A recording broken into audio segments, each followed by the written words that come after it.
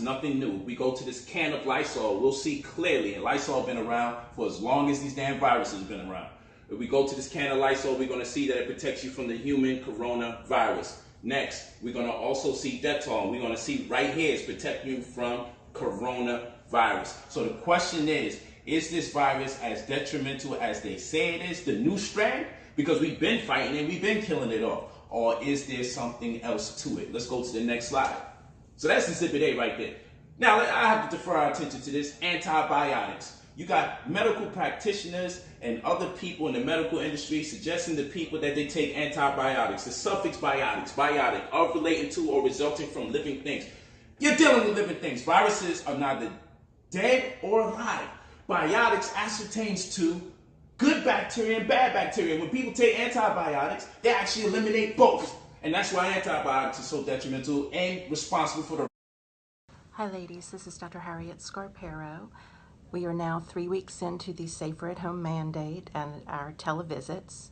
Just wanted to remind you that if you need a urologic evaluation or a follow-up appointment, just call our office. Detrimental and responsible for the rise of a whole lot of diseases and implications and malfunctions in the human body to this very day. Let's go to the next slide.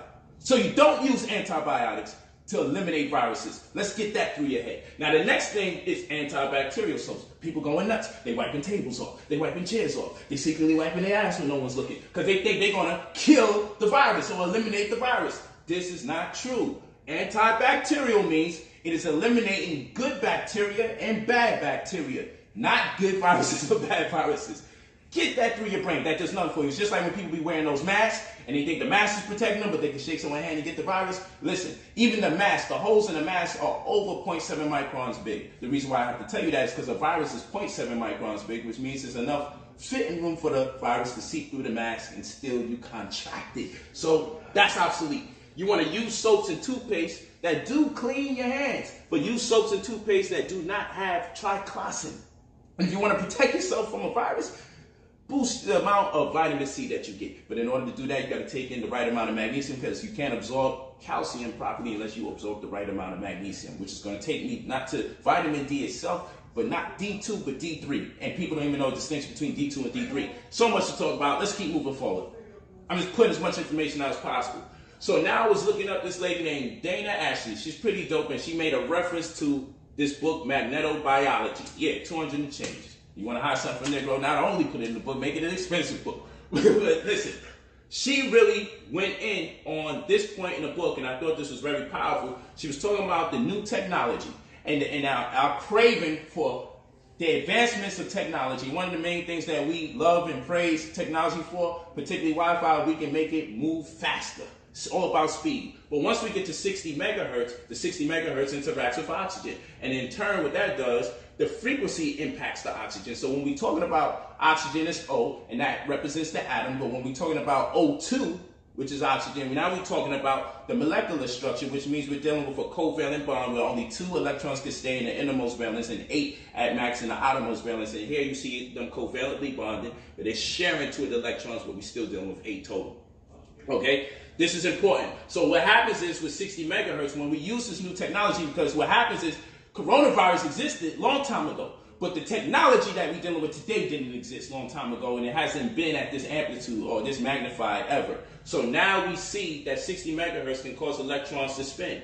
In doing so, we now have to consider the spin frequency of electrons when the oxygen molecular structure, being that it's covalently bonded and these electrons start spinning. What does that mean to represent for the biological body? Well, what that means to represent is that something called hemoglobin, which is a protein that's responsible for the uptake of oxygen to be distributed throughout the body, can no longer do its job effectively. All this merely means is that the 60 megahertz compromises the integrity of the spin frequency of the covalent bonding that transpires within the confines of the oxygen molecular structure, causes the biological entity to have problems using oxygen. Okay? That's what that means. That's all this means. Technology is causing us to have problems using oxygen. And what happens when you don't get enough oxygen? You pass out, right?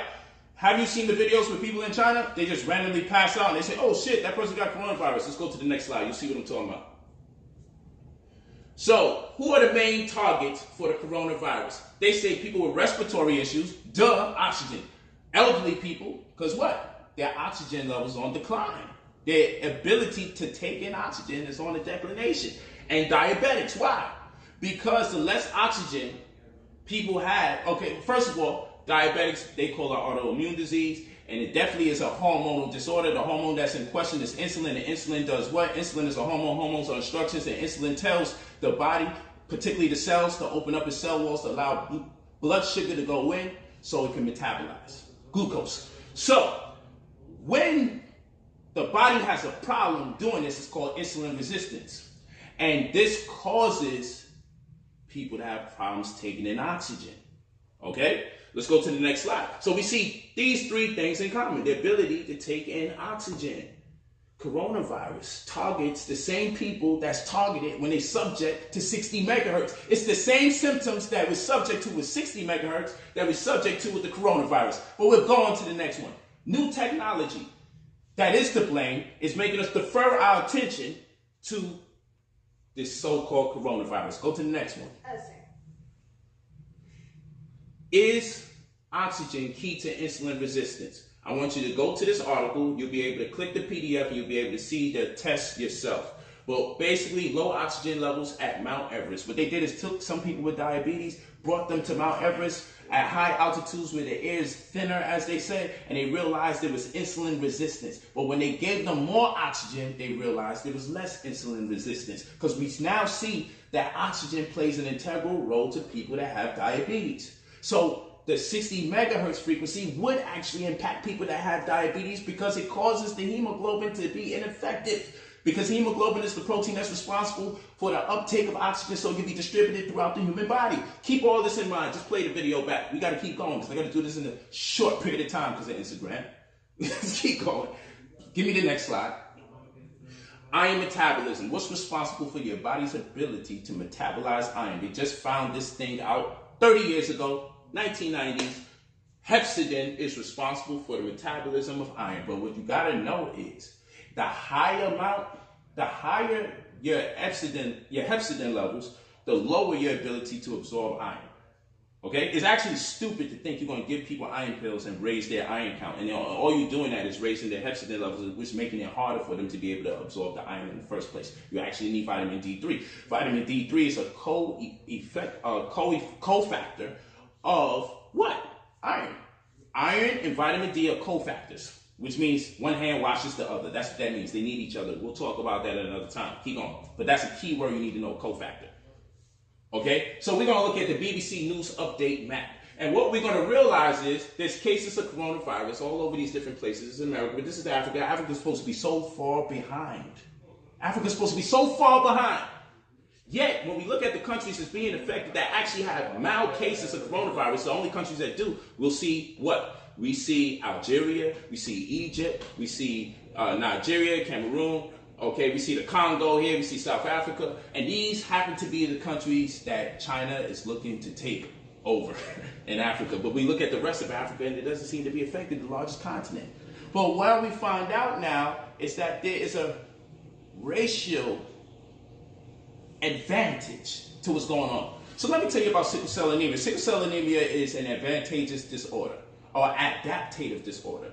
Okay, the parasite malaria on account of us coming over here to different climatic conditions imposed this will on everybody, was killing everybody else. But for us, we got saved because our red blood cells became crescent in shape, deprived us of a certain amount of oxygen, enough to kill the parasites, but enough to still keep us alive. Our body has that mechanism, and so our body created the cure for sickle cell anemia. Having understood this and understand that white people have larger red blood cells, and they also have what? They have higher amounts of hemoglobin. Black people have low amounts of hemoglobin and smaller red blood cells, but it's compensatory because they can't stay in the sun that long. We can't stay in the sun that long. We need to come to terms with what's really going on. That's in part one. They literally leaving. Coronavirus is nothing new. We go